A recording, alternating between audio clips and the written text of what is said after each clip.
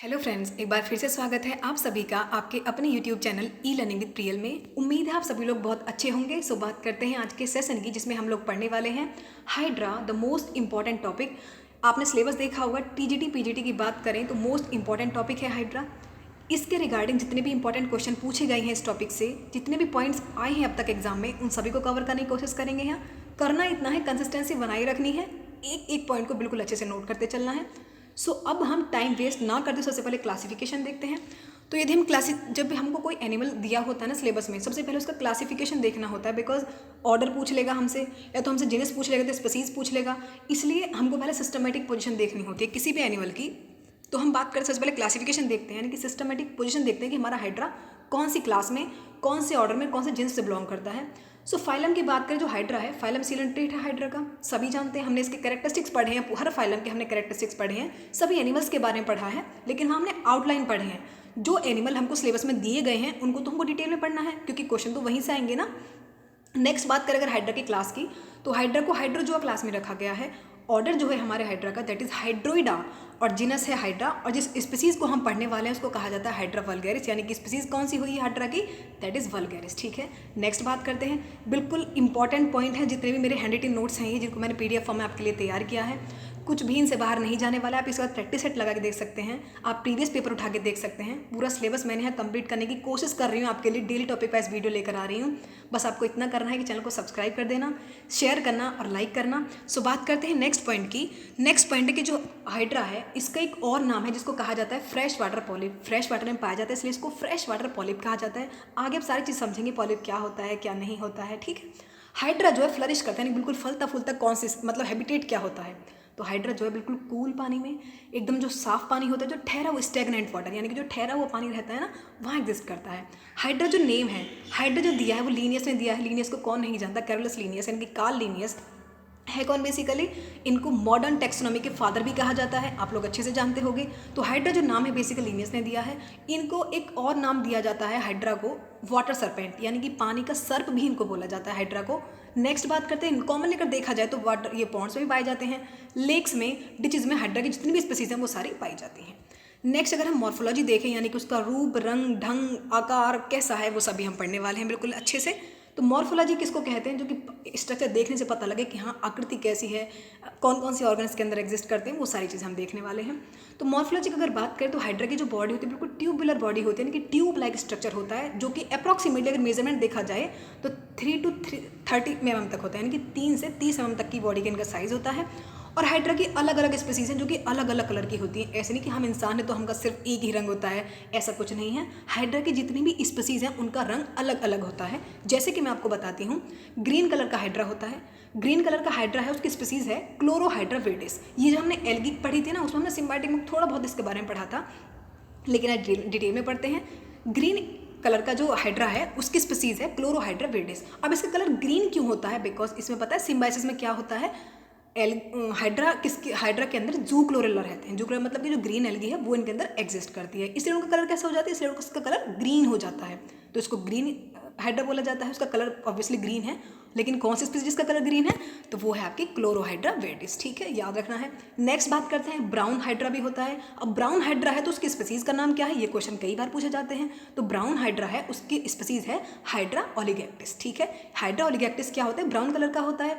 Next हमारे जो हम अभी पढ़ने वाले हैं हाइड्रा वल्गैरिस के बारे में बात करें, जिसका हमने क्लासिफिकेशन भी देखा है, उसका कलर होता है पेल या फिर थोड़ा कलरलेस सा, तो उसके कलर होता है पेल, यानी कि थोड़ा पीला सा। ठीक है, तो हाइड्रा वल्गैरिस वो होता है। नेक्स्ट अगर बॉडी की बात करें तो बॉडी जो होती है हाइड्रा की वो 3 पार्ट्स में डिफरेंशिएट हुई, यानी कि 3 पार्ट्स में बॉडी जो होती है हाइड्रा की बटी हुई होती है। अब ये पार्ट्स कौन कौन से हैं, तो ये होते हैं आपके हाइपोस्टोम। हाइपोस्टोम कहते हैं मुख वाले रीजन को, जहाँ पे उसका मुंह पाया जाता है।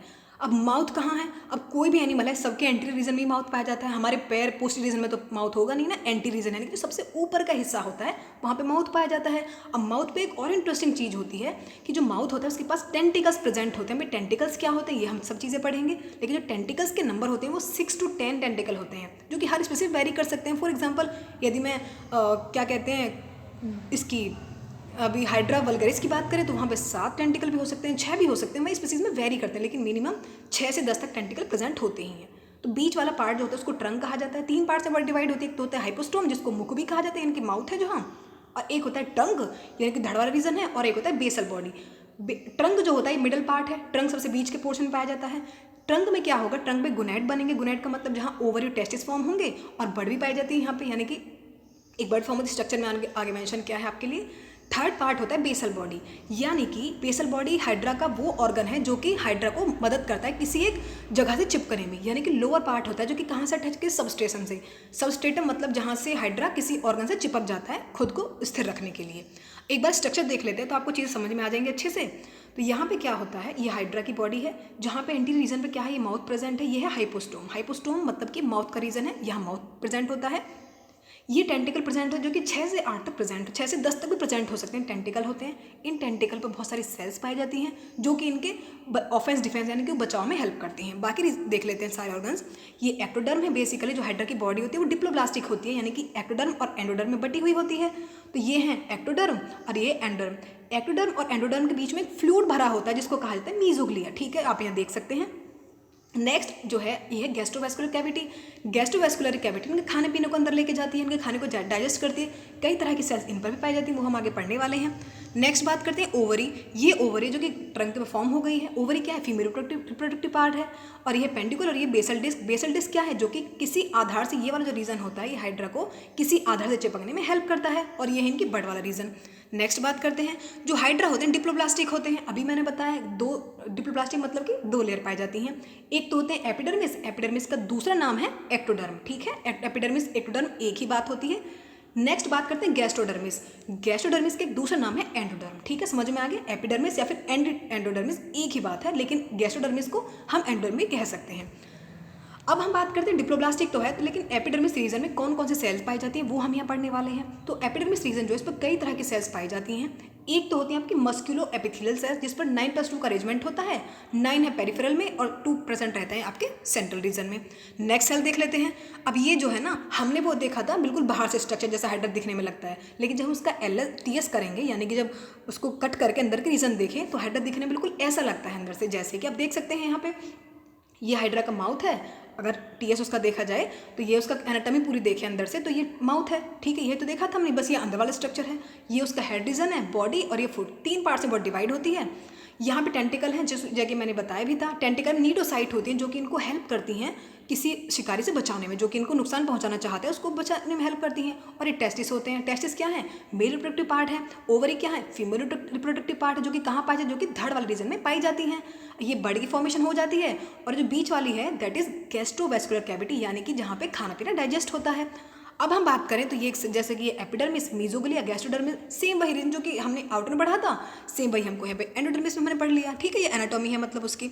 नेक्स्ट अगर हम एपिडर्मिस की सेल्स की बात कर रहे हैं तो भी हमने सिर्फ मस्कुलो एपिथेलियल सेल्स देखी है। अब हम सेकंड सेल की बात करते हैं जो कि एपिडर्मिस रीजन में पाई जाती है। तो सेकंड सेल है हमारी इंटरस्टिशियल सेल। ये जो इंटरस्टिशियल सेल होती है, कई बार क्वेश्चन पूछा जाता है कि इनका नेचर कैसे होता है। हाइड्रा में जो इंटरस्टिशियल सेल होती है टोटीपोटेंट का काम करती है। टोटीपोटेंट का मतलब होता है किसी एक सेल से पूरी बॉडी का निर्माण हो जाना, यानी कि उसको नरिश खाना पीना खिला के उसको क्या कर देते हैं, पूरी सेल का निर्माण हो जाता है, ठीक है। तो इंटरस्टिशियल सेल कैसी है नेचर में, टोटीपोटेंट। टोटीपोटेंट समझ में आ गया ना, एक छोटी सेल से पूरी बॉडी का निर्माण हो जाता है। नेक्स्ट बात करते हैं ग्लैंड सेल। अब ग्लैंड सेल कैसी होती हैं एपिडर्मिस में जो पाई जाती हैं, ग्लैंड सेल जो है गैस बबल्स प्रोड्यूस करती हैं जो कि हाइड्रा को तैरने में हेल्प करती हैं। हाइड्रा पानी में पाया जाता है, अब पानी पाया जाएगा तो वो तैरेगा भी, तो तैरने में मदद कौन सी सेल करती हैं, दैट इज ग्लैंड सेल। अब थर्ड पॉइंट है that is germ cell. Germ cell क्या करती है, जर्म सेल जो होती है गोनैड फॉर्म करते हैं। गोनैड मतलब कि ओवरी बनाएंगे और टेस्टिस फॉर्म होंगे, वहाँ से ओवा प्रोड्यूस होगा तो टेस्टिस से स्पर्म फॉर्म होते हैं। तो जर्म सेल जो रहती है ये गोनैड फॉर्म करती हैं। नेक्स्ट पोर्शन देखते हैं सेंसरी सेल। अब सेंसरी सेल क्या करती है, सेंसेशन प्रोड्यूस करती हैं, जैसे कि फॉर एग्जांपल हाइड्रा में टच होगा, टच से कोई रिएक्शन होगा, लाइट से, टेम्परेचर से, तो ये सब काम किसका होता है, ये जो सब जिम्मा होता है ये सारी सेंसरी सेल्स करती हैं, जो उसको लाइट से, टच से, टेम्परेचर जो फर्क पड़ता है वो सब सेंसरी सेल की हेल्प से होता है।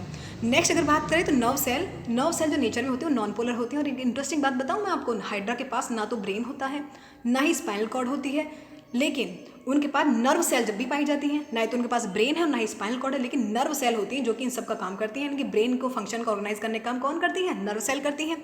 आई होप आपको चीज़ समझ में आ रही है, तो कमेंट सेक्शन में जरूर बताना आपको सेशन कैसा लगा, और प्लीज़ लाइक करना, शेयर करना, सब्सक्राइब करना। कमेंट सेक्शन में जरूर बताना सेशन कैसा लगा, और जितने भी आपको नोट्स हैं ना ये सारे PDF वहाँ से मिल जाए, पूरे जो PDF है आपको टेलीग्राम चैनल से मिल जाएगा, तो आप टेलीग्राम चैनल ज्वाइन कर सकते हैं, लिंक मैं डिस्क्रिप्शन बॉक्स में डाल दूंगी, ठीक है। अब एक जो इंपॉर्टेंट कैरेक्टर होता है हाइड्रा का, हाइड्रा का जो सबसे इंपॉर्टेंट कैरेक्टर वो होता है नीडोब्लास्ट सेल। हाइड्रा जो पहचाने जाते हैं सबसे ज़्यादा इनका महत्वपूर्ण गुण है तो वो है कि नीडोब्लास्ट सेल, जिनका कि एक दूसरा नाम होता है नीटल सेल या फिर एक और नाम होता है स्टिंगिंग सेल। नीडोब्लास्ट सेल के 3 नाम होते हैं, नीटल सेल भी कहा जाता है इनको, स्टिंगिंग सेल भी कहा जाता है। अब होता क्या है, हर एक नीडोब्लास्ट सेल में एक तो न्यूक्लियस प्रेजेंट होता है और एक होता है निमेटोसिस्ट। निमेटोसिस्ट में एक इंपॉर्टेंट सब्सटेंस भरा होता है जिसको कहा जाता है हिप्नोटॉक्सिन। अब ये जो हिप्नोटॉक्सिन होता है बहुत जहरीला पदार्थ होता है। हिप्नोटॉक्सिन वजह से क्या होता है, ये जो हाइड्रा होते हैं जो कोई ना नुकसान पहुंचाने की कोशिश करता है या फिर अपने जो शिकार होता है इनका, फॉर एग्जांपल जिस पर ये फीड करना चाहते हैं तो उसको पैरालाइज कर देते हैं। पैरालाइज करने के बाद उसको मार देते हैं, बिल्कुल पैरालाइज कर देते हैं इस हिप्नोटॉक्सिन की वजह से, क्योंकि जहरीला पदार्थ होता है तो वो पैरालाइज हो जाता है। फिर उसको इंजेस्ट कर लेते हैं, खा पी लेते हैं, ठीक है। तो by the hypnotoxin they cause paralyse. Paralyse किसको करते हैं, जो इनका शिकार करते हैं, जिसको कि शिकार करना चाहते हैं, जिसको कि खाना चाहते हैं, ठीक है। तो ये होता है हिप्नोटॉक्सिन का काम। नीटल सेल्स में क्या होते हैं, हिप्नोटॉक्सिन भरा हुआ होता है जो कि जहरीला पदार्थ होता है। नेक्स्ट बात करते हैं, ये जो निमेटोसिस्ट होती हैं, निमेटोसिस्ट जो होती हैं ये किसका ऑर्गन है, इनको डिफेंस और ऑफेंस का, फॉर एग्जांपल इनको कोई नुकसान पहुंचाना चाहते हैं तो ये उसको क्या कर टेंटिकल की हेल्प से क्या करते हैं, उसको पैरालाइज कर देते हैं। अब इनका जब ये बहुत सारे निमेटोसिस्ट आपस में मिल जाती है तो उनका एक नाम दिया जाता है, दैट इज कॉल्ड नीडोम। नीडोम किसको कहा जाता है, जब बहुत सारे निमेटोसिस्ट आपस में मिलकर एक स्ट्रक्चर बना देती हैं, राइट। अब एक और इंपॉर्टेंट बात, अब ये क्वेश्चन कई बार पूछा जाता है कि जो नीडोब्लास्ट है ये अराइज कहाँ से होते हैं। नीडोब्लास्ट कहें या तो निमेटोसिस्ट कहें, एक ही बात है। तो इनका निर्माण होता है इंटरस्टिशियल सेल से, और इंटरस्टिशियल सेल्स कहाँ पाई जाती हैं, एपिडर्मिस रीजन से। तो इस तरह से नीडोब्लास्ट और निमेटोसिस्ट हैं आपके कहाँ से बनते हैं, एपिडर्मिस रीजन पर पाए जाते हैं। अब जो निमेटोसिस्ट हैं ये कहाँ भी टेंटिकल से प्रेजेंट होते हैं। टेंटिकल कहाँ प्रेजेंट थे, माउथ वाले रीजन पर, हाइपोस्टोम जिसको कहा गया था, ठीक है। नेक्स्ट बात करते हैं, निमेटोसिस्ट के कई टाइप होते हैं। अभी निमेटोसिस्ट कितने टाइप के होते हैं ये हम देखते हैं। निमेटोसिस्ट 4 तरह की होती हैं। एक तो होते हैं पेनिट्रेंट और स्टेनोटाइल टाइप, नेक्स्ट होते हैं डेस्मोनियम और वॉल्वेन टाइप, थर्ड टाइप होता है स्मॉल ग्लूटिनेंट और फोर्थ टाइप होता है लार्ज ग्लूटिनेंट। तो निमेटोसिस्ट जो होती हैं वो भी 4 तरह की होती हैं। अब हम बात करते हैं सेकंड टाइप की। एपिडर्मिस का पूरा रीजन हम कंप्लीट कर चुके हैं, पूरा कॉन्सेप्ट। अब हम लोग पढ़ने वाले हैं जो डिप्लोब्लास्टी में सेकंड पार्ट है, दैट इज गैस्ट्रोडर्मिस या फिर जिसको एंडोडर्मी बोला गया था। तो हम सेकंड चीज़ें देखते हैं उसके बारे में। जो गैस्ट्रोडर्मिस होती है उस पर इनर सेलुलर लेयर होती है जो कि किसको लाइनिंग करते हैं, गैस्ट्रोवेस्कुलर कैविटी को, इसको गैस्ट्रोडर्मिस बोला जाता है। गैस्ट्रोडर्मिस में भी कई तरह की सेल्स होती हैं, जैसे कि हमने एपिडर्मिस से पढ़ा था कि कई तरह की सेल्स प्रेजेंट होती हैं। सेम वैसे गैस्ट्रोडर्मिस में भी कई तरह की सेल्स पाई जाती हैं, जैसे कि फर्स्ट सेल ही है मस्कुलर न्यूट्रिटिव सेल, यानी कि जो कैसे न्यूट्रिटिव होती हैं, यानी कि किसको, हाइड्रा को ग्रो करने में हेल्प करती हैं खाना पीना देकर, और कैसे होती है फंक्शन में कॉन्टेक्टाइल होती हैं। सेकेंड सेल होती है इंटरस्टिशियल सेल होती हैं, और थर्ड सेल होती है आपकी ग्लैंडुलर सेल। ग्लैंडुलर सेल का क्या काम होता है, डाइजेस्टिव एंजाइम को सिक्रेट करने का काम होता है।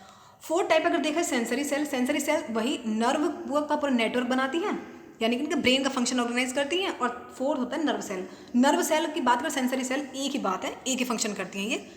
नेक्स्ट टाइप देखते हैं, लोकोमोशन कैसा होता है हाइड्रा में। हाइड्रा में लोकोमोशन कई तरह का होता है, आप ये देख सकते हैं। Hydra exhibit many type of movement, कई तरह के मूवमेंट जो हाइड्रा अपनाता है। एक तो होती है स्पॉन्टेनियस मूवमेंट। स्पॉन्टेनियस मूवमेंट का मतलब लगातार चलते रहता है, धीरे धीरे चलते रहता है। इसको सिंपल टाइप का मूवमेंट भी कहा जाता है। इसमें क्या होता है, पहले फैलता है फिर चलता है, फैलता है चलता है, तो इसको कहते हैं स्पॉन्टेनियस मूवमेंट, ठीक है, लगातार होने वाली। नेक्स्ट फिर होते हैं लूपिंग मूवमेंट, जैसे कि आपने लीच देखा होगा, लीच जिसको हिंदी में जोक बोला जाता है, जैसे जोक चलती है ना वैसे हाइड्रा चलता है। इस तरह के मूवमेंट को लूपिंग मूवमेंट हो, जैसे लीच चलती है आपने बिल्कुल देखा होगा, उस तरह के मूवमेंट को हाइड्रा शो करता है, उसको लूपिंग मूवमेंट कहा जाता है। Third that is somersault movement. इसमें क्या होता है, ये बहुत जल्दी डिस्टेंस कवर कर लेती है। समरसॉल्ट जो होती है मूवमेंट, इसमें जो बहुत तेज़ी से डिस्टेंस कवर कर लेता है हाइड्रा, इसमें 180 डिग्री का रोटेशनल कर्व कर लेता है, बहुत जल्दी आराम से दूरी तय हो जाती है। तो सबसे जल्दी जो कवर करने वाली मूवमेंट है ना इसकी, तो वो समरसॉल्ट ही कहलाती है। नेक्स्ट बात करते हैं कटल फिश की। हमने कटल फिश कहाँ पढ़ी थी, मैंने मोलस्का पढ़ा था तो हमने कटल फिश पढ़ी थी। तो कटल फिश आपने देख पता है, जैसे हम उल्टे हो जाते हैं ना, उल्टे मतलब सर नीचे पैर ऊपर, उस तरह के मूवमेंट भी हाइड्रा शो करता है। तो होते हैं कटल फिश मूवमेंट, यानी कि मूव्स इन्वर्टेड कंडीशन, पूरा उल्टा घूम जाता है, उल्टी कंडीशन में आ जाता है तब चलता है, ठीक है। किसकी हेल्प से, अपने टेंटिकल की हेल्प से, क्योंकि टेंटिकल तो माउथ में प्रेजेंट होते हैं ना, तो उसके चलने के ऑर्गन में भी काम आ जाते हैं। तो कटल फिश मूवमेंट जहाँ शरीर को उल्टा करके चलते हैं। नेक्स्ट बात करते हैं क्लाइंबिंग मूवमेंट, मतलब कि उछल कूद करके, ठीक है, जैसे हम उछल कूद करके पेड़ पर चढ़ जाते हैं वैसी मूवमेंट को क्लाइंबिंग मूवमेंट कहा जाता है। Next point flotation movement. Flotation जैसे कि पानी पर ऊपर तैर के चल रहा होता है ना, उसको कहते हैं फ्लोटेशन मूवमेंट। तो इस तरह की मूवमेंट भी हाइड्रा एग्जिबिट करता है। नेक्स्ट बात करते हैं ग्लाइडिंग, जैसे कि वर्टिकल मैनर में घूमता है, बिल्कुल किसकी हेल्प से, मस्क्यूलर ग्लैंडुलर सेल्स की हेल्प से। तो लोकोमोशन की हर एक मूवमेंट हम लोग पढ़ चुके हैं। नेक्स्ट पॉइंट है हाइड्रा के बारे में, न्यूट्रिशन इन हाइड्रा, यानी कि जो न्यूट्रिशन होता है कैसा होता है। तो न्यूट्रिशन जो होता है हाइड्रा में बिल्कुल होलोजोइक होता है। होलोजोइक मतलब कि एनिमल लाइक, बिल्कुल जैसे एनिमल न्यूट्रिशन करते हैं वैसे ही इनके अंदर भी होता है। अब फूड की बात करें तो हाइड्रा जो है वो कार्निवोरस होता है, यानी कि मांसाहारी होता है। अब हाइड्रा का जो फेवरेट फूड है वो क्या है, तो वो है वाटरफिलिया यानी कि डेफनिया और साइक्लोप्स। एक इंपॉर्टेंट बात, इसे डबल मार्क कर लेना, कई बार पूछा जाता है कि हाइड्रा फीड किस पर करता है ज़्यादातर, तो ये होते हैं आपके वाटरफिलिया, दैट इज डेफनिया और साइक्लोप्स जो हैं, इन पर हाइड्रा बहुत ज़्यादा फीड करता है। खाने पीने के बाद में ऑप्शन नहीं है ना, तो कुछ भी खा लेता है उसके बाद, लेकिन जो इंपॉर्टेंट फूड है वो इसका डेफिनेट साइक्लोप्स जो कि वाटरफिलिया कहलाते हैं, तो याद करना ये चीज़ें। अब बात करते हैं कि हाइड्रा इंजेस्ट कैसे करता है चीज़ों को, खाना पीना खाएगा तो वो कैसे खाएगा। तो टेंटिकल जो होते हैं इसके, निमेटोसाइट जो होती हैं, वो जो जिसको एक खाना चाहते हैं, फॉर एग्जांपल डेफनिया है तो उसको पैरालाइज कर देंगे। पैरालाइज करने के बाद, पैरालाइज किस चीज़ से करेंगे, मैंने बताया था कि निमेटोसिस्ट में क्या भरा होता है, हिप्नोटॉक्सिन, जो कि क्या है, एक जहरीला मैटर है। वो जहरीला मैटर उनके अंदर जाता है तो वो बेहोश हो जाते हैं, पैरालाइज हो जाते हैं, वहीं उसको फिर इंजेस्ट कर लेते हैं। इस तरीके से इंजेक्शन का काम होता है खाने पीने का। अब वो खाना डाइजेस्ट कैसे होगा, तो मैंने बताया, जब गैस्ट्रोवेस्कुलर कैविटी हमने देखी थी तो मैंने बताया था कि यहाँ से डाइजेशन शुरू होता है, तो डाइजेशन का खाना पीना जो शुरू होगा वो गैस्ट्रोवेस्कुलर कैविटी से होगा। अब एक इंपॉर्टेंट पॉइंट जो हाइड्रा के बारे में कई बार पूछा जाता है कि जो हाइड्रा है ये फैट की चीज़ें पचा लेता है, कितने भी हार्ड सब्सटेंस दे लो, लेकिन नहीं पता, ये जो मंड होता है ना, स्टार्च, जिसको कि हिंदी में मंड भी बोला जाता है, ये उसको डाइजेस्ट नहीं कर पाता। तो याद रखना, hydra can not digest starch. बाकी आप इसको ऑयल दे लो, कुछ भी दे लो, डाइजेस्ट कर लेगा, लेकिन हाइड्रा कभी भी स्टार्च को डाइजेस्ट नहीं करता है। अब बात करें डाइजेशन में, खाना पीना तो खाले में निकालेगा कहाँ से, तो हाइड्रा के पास कोई भी एनल अपर्चर नहीं है, तो कोई गुदा वाला रीजन जहाँ से बाहर निकाल दे खाने को, मतलब जो डाइजेस्ट नहीं हो पाता है, तो वो कोई रीजन इस बार प्रेजेंट नहीं होता है। जहाँ से लेते इजेक्टेड थ्रू माउथ, माउथ के थ्रू ही तो खाता है और वहीं से निकाल देता है सिर्फ। अब इसका मतलब क्या हुआ कि बॉडी में सिर्फ एक ही छिद्र प्रेजेंट है जहाँ से दोनों का काम हो रहा है, डाइजेशन का भी यानी कि इंजेशन का भी और इजेशन का भी, समझ में आया, लेने का भी और बाहर निकालने का भी, समझ में आया। तो सिर्फ एक ही छिद्र प्रेजेंट होता है बॉडी में। नेक्स्ट बात करते हैं रेस्पिरेशन एक्सक्रीशन की। तो हाइड्रा की हर एक सेल रेस्पायर करती है, जो कि एपिडर्मिस एंडोडर्मिस में पाई जाती है, दोनों हर एक सेल रेस्पायर करती है। अब बात करें नेचर कैसा होता है हाइड्रा का। हाइड्रा का एक्सक्रीशन जो सब्सटेंस है वो है अमोनोटेलिक, यानी कि वो अमोनिया सिक्रीट करता है, अमोनिया के अलावा वो कुछ भी सिक्रीट नहीं करता। ये कैसे होते हैं नेचर में, अमोनियोटेलिक। नेक्स्ट बात करते हैं, हाइड्रा जो वर्गेरिस है ये बाइसेक्सुअल है, यानी कि बाइसेक्सुअल का मतलब समझते हैं ना आप लोग, जिसमें मेल सेक्स ऑर्गन और फीमेल सेक्स ऑर्गन सेम ही बॉडी प्रेजेंट होते हैं। लेकिन जो बहुत सारे हाइड्रा होते हैं वो यूनिसेक्सुअल है, यानी कि मेल सेक्स ऑर्गन अलग बॉडी में होते हैं, फीमेल सेक्स ऑर्गन अलग बॉडी में होते हैं। लेकिन जो हम पढ़ रहे हैं ना हाइड्रा वल्गेरिस, ये बाइसेक्सुअल होता है, यानी कि दोनों ही सेक्स ऑर्गन सेम ही बॉडी में प्रेजेंट होते हैं। नेक्स्ट बात करते हैं, भाई बाइसेक्सुअल तो है ही हमारा वल्गेरिस, लेकिन उसके साथ इसमें एक कंडीशन और है कि प्रोटेंडरस होता है। आपने प्रोटोगाइनस पढ़ा था, प्रोटोगाइनस का मतलब पता है क्या होता है, जिसमें कि मादा जनन अंग पहले विकसित हो जाते हैं, लेकिन प्रोटेंडरस वो होता है जिसमें कि नर जनन अंग पहले विकसित हो जाते हैं। तो ये प्रोटेंडरस हुआ जिसमें कि मेल सेक्स ऑर्गन पहले विकसित हो गए, उसके बाद फीमेल सेक्स ऑर्गन डेवलप होते हैं। तो प्रोटेंडस का मतलब जिसमें कि जो नर जनन अंग है वो पहले बन गए। नेक्स्ट बात करते हैं, आई होप कुछ समझ में आ रही होंगी बहुत अच्छे से। नेक्स्ट बात करते हैं रिप्रोडक्शन की। रिप्रोडक्शन जो होता है, थोड़ी स्पेलिंग यहाँ मिस्टेक हो गई, रिप्रो आता है, यहाँ रिपोर नहीं आता, रिप्रोडक्शन कर लेना। हाइड्रा जो है, मैं इसको नोट्स में सही कर दूँगी, जब टेलीग्राम पे डालूंगी तो मैं इसको करेक्ट कर दूँगी। हाइड्रा जो है दोनों तरह की सेक्सुअल रिप्रोडक्शन, मतलब कि दोनों ही तरह के रिप्रोडक्शन जो है एग्जिबिट करती है। फॉर एग्जांपल असेक्सुअल भी और सेक्सुअल भी, ठीक है।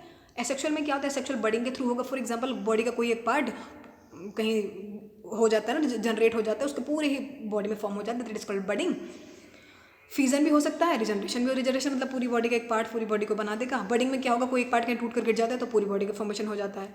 सेक्सुअल कंडीशन जो होंगी फेवरेबल कंडीशंस में थ्रू होंगी, लेकिन हमेशा समर रीजन में होंगी। समर मतलब समझते हो ना, गर्मियों में, तब सेक्सुअल रिप्रोडक्शन ज़्यादा पाया जाता है इनमें।